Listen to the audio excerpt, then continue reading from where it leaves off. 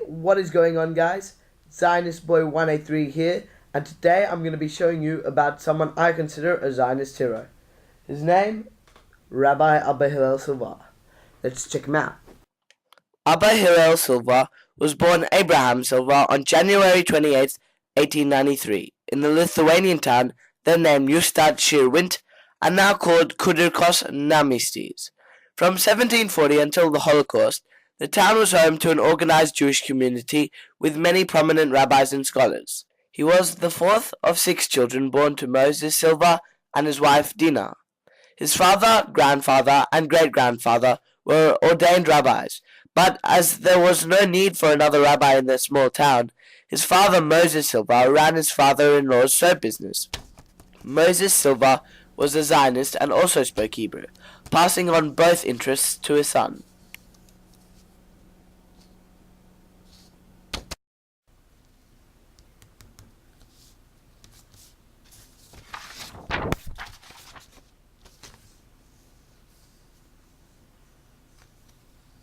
Moses Silva emigrated to New York City in 1899, worked as a poorly paid Hebrew school teacher, and lived apart from his family until he could save the money for their passage to America.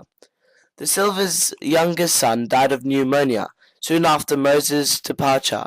Bessie, the 13-year-old oldest daughter, came to New York in 1901 and lived with relatives on the Upper East Side. In 1902, Dina Silva, with Abraham and the other 3 children, came to New York. Zionism, an extraordinary devotion to the creation of a Jewish state in Palestine, marked Abba Hillel Silva's youth. He showed the activism, energy, and eloquence that would become hallmarks of his later life. His father, Rabbi Moses Silva, grief-stricken on the death of Theodor Herzl, suggested to his sons that they start a Hebrew-speaking Zionist youth group. Thus, the Herzl Zion Club was born.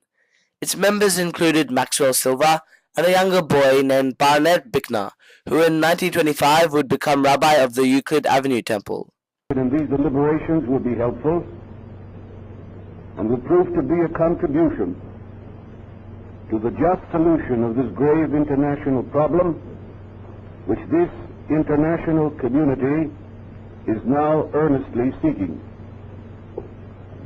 Such a successful solution will prove a blessing not only to Palestine and all of its inhabitants, to the Jewish people, to the cause of world peace, but it will also enhance the moral authority and prestige of this great organization for world justice and peace, upon which so many high hopes of mankind now rest.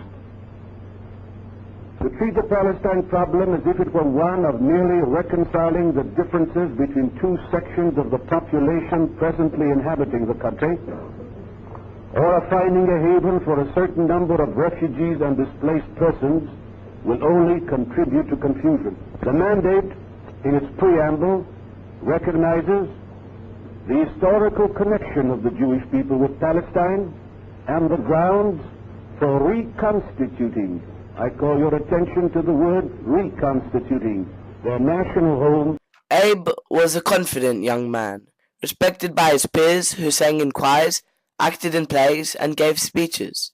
When the Herzl Zion Club performed The Exodus from Egypt in Hebrew, a newspaper critic praised the performance of the young man who played Moses, Abraham Silva. Silva spoke at the 1907 Zionist Convention in Tannersville, New York, where he was the only youth present. Rabbi Abba Hillel Silva was a lifelong champion of the cause of a Jewish homeland in Palestine. He was more than a leader skilled in planning, strategy, and working at the highest levels. His powerful speeches were heard by tens of thousands. He would inspire Zionist rallies, appeal to non-Zionist Jews to accept the movement's goals, and appear before Christian groups to win their support.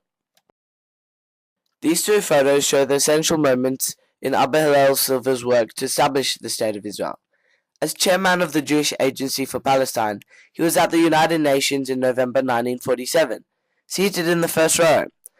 At his right was the Soviet Foreign Minister Andrei Gromyko.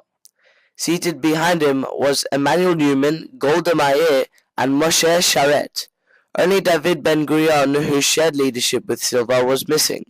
He was delayed in Israel, and for that reason, Silva, introduced as Dr. Silva, presented the case. What was being discussed became the UN Resolution 181, a plan for Palestine to be partitioned into an Arab state and one controlled by Jews, with Jerusalem being jointly controlled. Those familiar with Silva's eloquence can imagine what happened. He presented the case for Israel so movingly and effectively that the vote passed.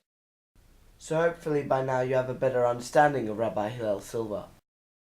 So we can see from one man's determination makes a big difference to the world as we know it. Without his famous speeches, or especially him representing the Jews and essentially Israel at the United Nations, well, without him, there might not have been an Israel today as we know it. So if you enjoyed the video, please take 2 seconds out of your day to press that like button, subscribe if you haven't already, and write in the comment section down below which person you want me to be speaking about next week. My name's ZionistBoy183. As always, thank you for watching.